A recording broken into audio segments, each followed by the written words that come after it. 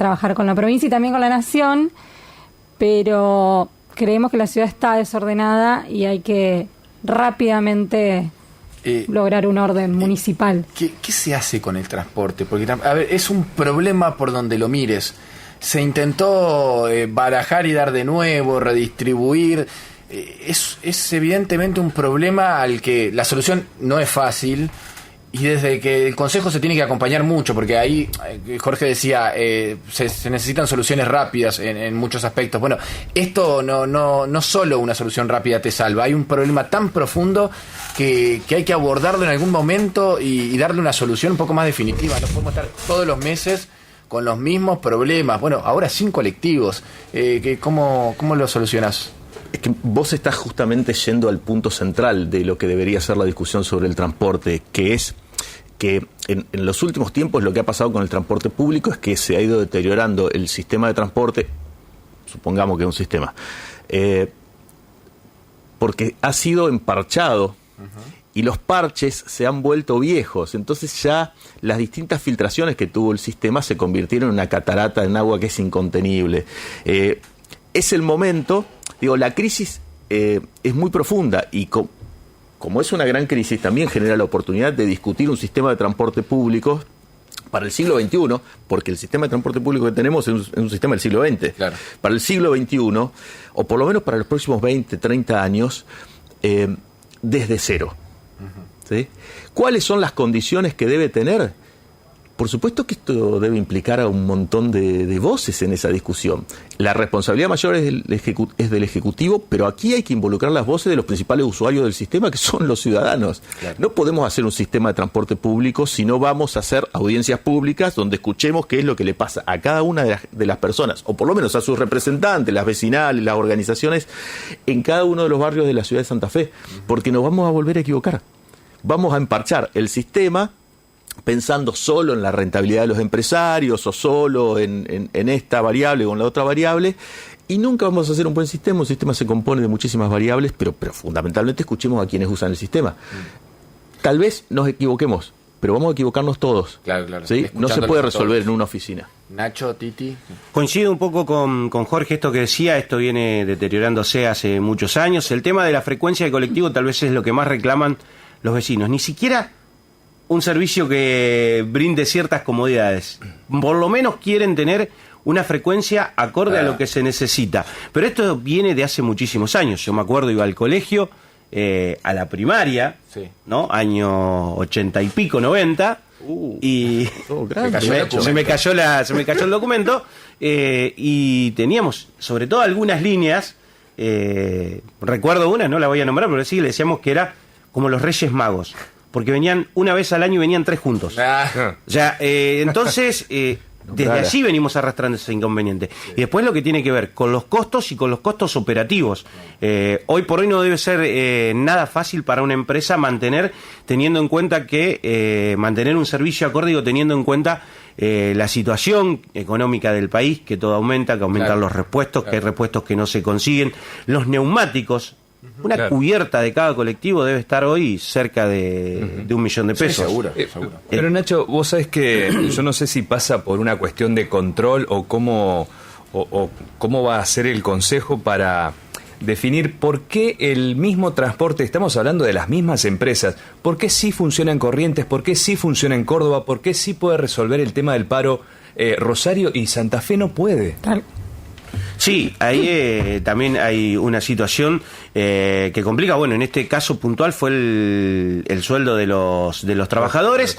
Hay otra que fue por el despido, también se juntó con el despido de algunos choferes, y eso creo que ha complicado mucho más. El despido de esos trabajadores ha complicado más la situación.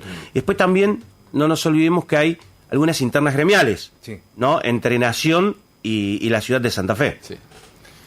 Sí, no, pero tal cual como vos decías, a mí hay algo que siempre me hace ruido, que las 3 patas que intervienen en el sistema de transporte están disconformes. El usuario está disconforme, el Estado está disconforme, las empresas están disconformes.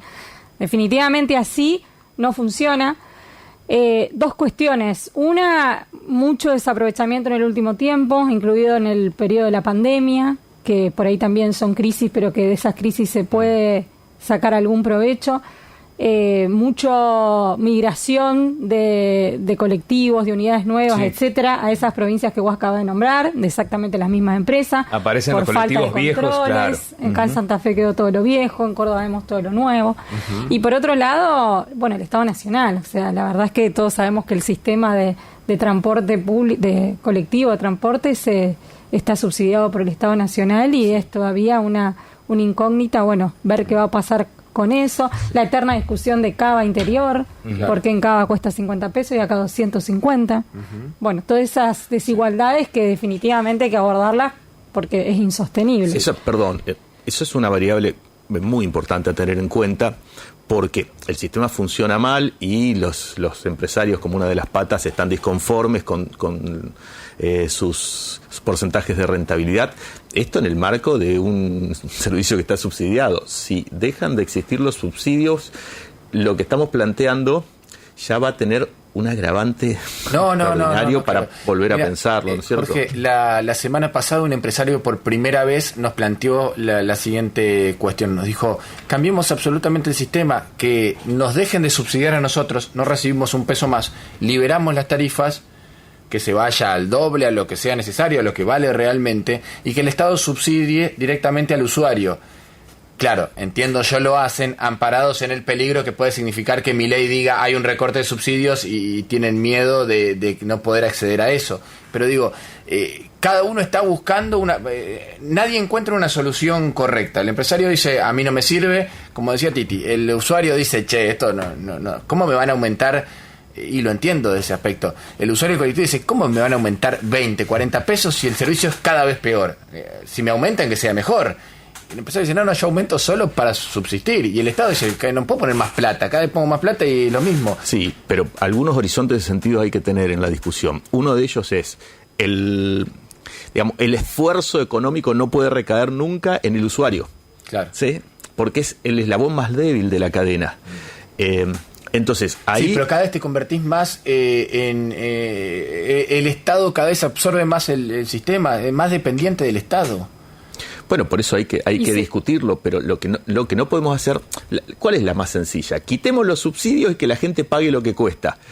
Nadie discute qué es lo que cuesta, nadie discute por qué en un servicio público lo que estamos simplemente pensando es en la rentabilidad del empresario, sí, un servicio público. Claro. ¿Sí? Entonces, volvamos a discutir qué tipo de servicios públicos queremos y si queremos que sea un servicio público o no queremos que sea un servicio público. Tal vez hay una mayoría de la población que no quiere que sea un servicio público. Dejemos de pensarlo entonces como un servicio público, pero vamos a discutirlo. Los empresarios tampoco se retiran, o sea que rentabilidad. No, claro, el empresario, pues, sí, obvio. Bueno, pero es la lógica del empresario, quiere buscar una rentabilidad, si no porque sería empresario. Sí, ¿no? igual alguna vuelta, coincido, hay que darle, o sea, no podemos seguir siendo rehenes o de los paros, de depender completamente de los subsidios del Estado. Sí. No, y ante, vos hablabas, Titi, de cierta retirada del gobierno municipal en algunos aspectos. Yo creo que el peligro de eso es que nos ponen a vecinos contra vecinos en algún aspecto. Porque el chofer, en definitiva, es un conocido del barrio y demás.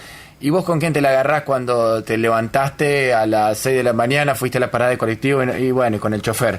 Pero que también queda en el medio, a veces, de la discusión entre los empresarios... Sí. No, y el chofer va a decir, yo no cobré. O sea, estoy trabajando sin cobrar. No cobré. Entonces lo que reclamo es cobrar. Pero pasa algo similar ahora con la vuelta del paraguayo, la inundación que hay allí, la gente que se queja, que quiere cortar la 168 para que le haga más módulos. Ayer hablábamos con una vecina de la vuelta del paraguayo y dice, si no hay más módulos, cortamos la ruta. Digo, pero la verdad es que nos ponen, o sea, nos vamos a pelear entre nosotros. ¿Qué vamos a hacer? ¿Vamos a terminar peleando? Sandra, la vecina que hablaba conmigo, que estoy en la ruta y quiero ir a la costa porque vivo allá. Sí.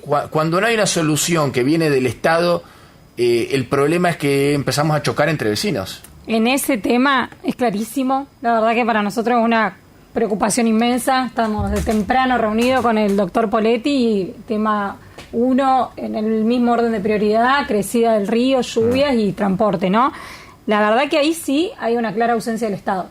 O sea, que hoy en día haya 12, exactamente 12, pues los acabamos de contar hoy temprano ya, módulos construidos a la vera de la 168, con todo lo que eso implica, con todos los niños, el riesgo de la ruta, mañana recitar, la conga, boliches... Claro, que mañana va a haber 1 millón de personas yendo por ese lugar. Es una locura. Eso es ausencia pura del Estado, eso es responsabilidad pura y exclusiva de Jatón, y es con lo que Juan Pablo Poletti mañana sábado, cuando asuma, se va a encontrar y va a tener que tomar una decisión. Eso no puede estar ahí. Hay lugares seguros para confeccionar módulos, para que la gente viva. Yo soy bastante joven, pero me han contado, y tal vez alguno de ustedes se acuerda, que eso es lo que pasaba y lo que pasó en su momento con el gobierno de Balbarrey, que después costó muchísimo. O sea, que la gente... los módulos, las casillas. De la 168 sí, claro. Fue el periodo de Balbarrey, que la gente se instaló, y además después se instala la gente a la vuelta de Paraguayo, La Guardia, pero empieza a venir cada vez más gente, los parientes, los familiares, claro. Se empiezan a instalar, se empieza a armar un barrio, y ese lugar no es un lugar seguro. No puede estar a la vera de una ruta toda esa familia con niños viviendo.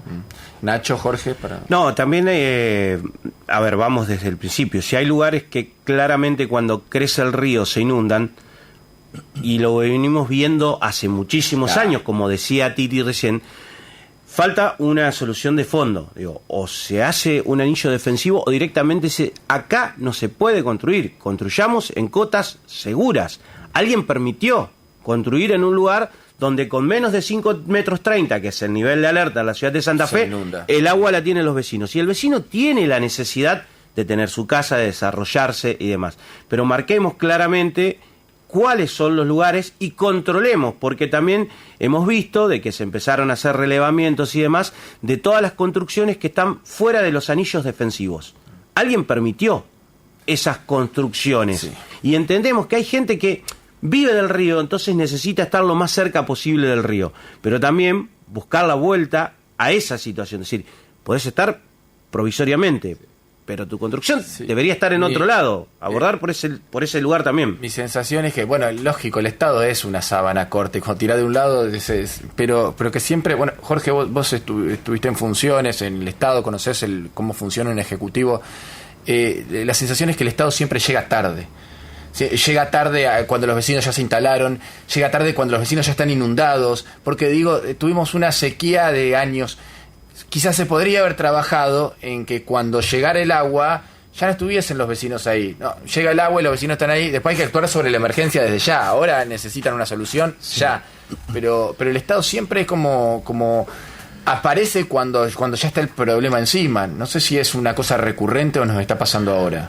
No, esto es una vieja discusión sobre el rol del Estado, pero yendo al punto, en realidad el Estado en muchas ocasiones, les diría en la mayor parte de las problemáticas, las resuelve, las previene, ¿sí? Funciona mucho mejor de lo que nosotros pensamos. Sí. Lo que pasa que es noticia cuando falla. Claro. ¿Sí? En este caso, efectivamente, yo coincido con la mirada de mis colegas.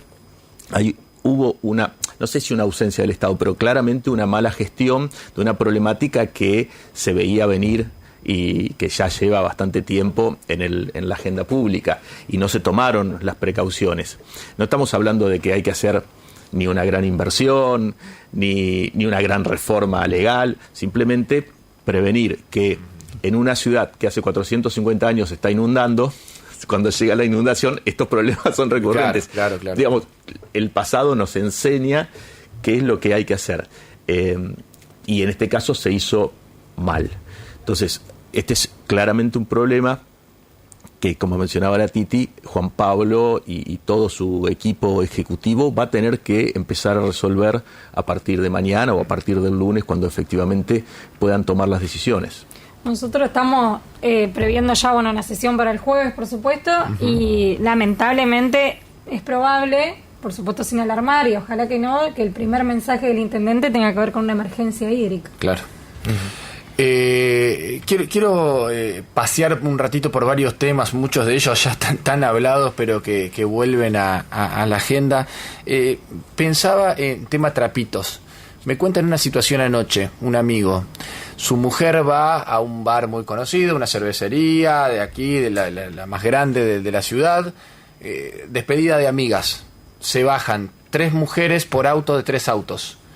Viene un trapito y le dice, sí, son 1.000 pesos cada una. No, ¿cómo 1.000 pesos cada auto? No, 500 pesos por auto.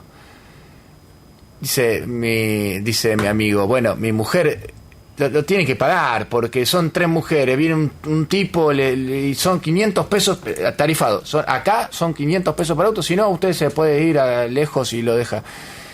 ¿Qué haces con los trapitos? ¿Qué hacemos? A ver, ya lo hemos hablado, se ha hecho un registro, nadie se anota en el registro. Hay temas a los que parecen no haber nunca solución, que dan vueltas y vueltas y vueltas. A trapitos hablamos hace 4 años, hace 8, ¿Qué hacemos? ¿Se puede encontrar una solución definitiva o va a seguir el problema y vamos a seguir hablando de esto para siempre? No sé si se puede encontrar una solución definitiva, pero seguramente ahora vamos a esperar las propuestas del Ejecutivo, muchas de ellas las vamos a acompañar y las discutiremos porque es un problema recurrente y nadie le encontró solución. Sí, te cuento algunas experiencias que hemos tenido, porque nosotros del Ministerio de Seguridad esta problemática estuvo presente y la hemos trabajado con la gestión municipal en estos 4 años y se viene trabajando hace un montón de años. El problema de los registros es que los que se anotan son los que no generan problemas. Claro. ¿Sí? Y entonces, en el caso de los trapitos, vos tenés una problemática que es la molestia que le genera lo que vos estás planteando al vecino y después un universo de pibes que efectivamente cometen delitos. Pero dentro de todo ese universo, ¿sí?, lo que hay es una problemática social. Yo creo que hay que mirarlo de los distintos puntos de vista. Hay muchas organizaciones que están trabajando con esos pibes, a las que no podemos romperles el trabajo. Hay que colaborar con esas organizaciones porque te solucionan por un lado el problema, porque claro, los controlan, los ayudan a salir de los problemas de consumo, los atienden, les dan un lugar donde ir a dormir. Después hay un problema de derecho penal. O sea, cuando se comete un delito, se comete un delito. Desde el Ministerio de Seguridad se trabajó esto con la Fiscalía, identificando a cuáles eran algunos de los trapitos más violentos de la ciudad, porque muchos de los que conocemos de toda la vida en Santa Fe, yo conozco del Colegio Inmaculada, de años de haber ido, de que mis hijos van allí, algunos no generan ningún problema. O sea, al contrario. Claro. ¿Sí? Pero los que generan problemas después te van pudriendo al resto de los pibes. Y habíamos identificado unos 40 más o menos que tenían muchos antecedentes penales, entraban y salían. Pero te pongo un caso para que... Había uno de ellos que tenía 14 entradas, 14 veces había sido detenido por causas que estaban en fiscalías y el tipo seguía ahí. Entonces, bueno, yo creo que hay que tener... No se puede tener una sola estrategia, hay que tener estrategias diferentes para los distintos tipos de trapitos. Pero bueno, por supuesto que yo estoy reflexionando con ustedes claro, sobre esto, pero calculo que ya Titi, Sebastián Mastropaolo tendrá una mirada, porque aparte hizo campaña con esto, tendrá una mirada y estará coordinando con el Ministerio de Seguridad y con algunas organizaciones sociales cómo intentar resolver o plantear una propuesta novedosa para resolver el problema y que a ninguna piba, ni a ningún pibe, ni a ninguna persona como la que vos estás mencionando, tengan que sufrir una coacción de ese tipo. Claro. Pero por el otro lado, que algunas personas que su único sustento para poder comer a la noche es estar cuidando o lavando autos en algún lugar, tampoco el Estado vaya por ellos y le impida. Capaz que hay que regularlo de alguna manera. Yo no tengo la solución para eso, pero me parece que sí tenemos que pensar y ser muy imaginativos en cómo ofrecerle soluciones a la ciudadanía. Nacho. Coincido en parte con Jorge, ¿no? Esta situación. Vos decías y hablabas y daba el caso puntual de mujeres que son tal vez se sienten más vulneradas. Sí. Pero no solo las mujeres, porque vos vas a dejar el auto y te dicen esto, y si no le doy, me rayan el auto. Y si me raya el auto, ¿cuánto me salió? Sí, lógico. También te encontrás con esa situación. La cierta vulnerabilidad que sentía en ella. Claro, obviamente que por ahí se siente mucho más vulnerable ante una persona que te quiere imponer esto de esta manera. Creo que allí también tiene que haber una regulación de esto, porque también es verdad que hay mucha gente que el único sustento que tiene es ese, y como decía Jorge, hay muchos que lo realizan de una manera muy correcta, son muy amigables, muy amables en su trato, e incluso yo conozco casos que están hace muchos años, y que los vecinos más de una vez le dejan la llave y dicen, che, mirá que va a venir la chica que limpia, todavía no llegó y yo me tengo que ir. ¿Te dejo la llave para que se la des? Porque cuida... Yo lo he visto, lo he escuchado. Hay que tener confianza plena ahí. Es que hay algunos que se ganan esa confianza de los vecinos, incluso colaboran mucho con los vecinos y los vecinos retribuyen también colaborando mucho con ellos, porque entienden la situación en la que están. Generalmente son personas que hace muchos años que están en ese lugar y son personas que ya son grandes, claro. No son jóvenes, digamos que es a veces donde se da el sector más conflictivo. Titi, sí, va. No, una apreciación nomás. Yo creo que no debería haber más trapitos. Sinceramente, coincido con mis colegas, pero creo que eso hay que abordarlo y encontrarles una solución. El Estado, tiene herramientas y tiene que buscar la manera, tenemos, por supuesto, que buscar la manera de que esas personas puedan tener un ingreso económico, puedan darle de comer a sus hijos, por supuesto, pero tengan que trabajar en algo que sea compatible con el resto de la sociedad. O sea, es un tema, como decís, que viene hace muchísimos años, que tal vez nos cuesta mucho abordarlo de manera directa, y nadie quiere ir en contra de ello, ni sacarle su único ingreso. Sebastián Mastropaolo, cuando lo planteaba, no lo planteaba desde ese sentido, sino de que era un problema, no se logra convivir, y justamente lo que hay que hacer con todas las personas que se encuentran en la calle es darle una oportunidad, oportunidad y un mejor empleo. Quedan 5 minutos antes de las noticias. A ver, al menos un mensaje, Charlie, de los oyentes. Sí, te leo rapidito. Buenos días, chicos. Estoy escuchando el tema de transporte. Para el norte de la ciudad necesitamos una línea que comunique Blas Parera con Aristóbulo. Para hacer ese tramo hay que ir hasta el centro y tomar otro Aristóbulo. Sí.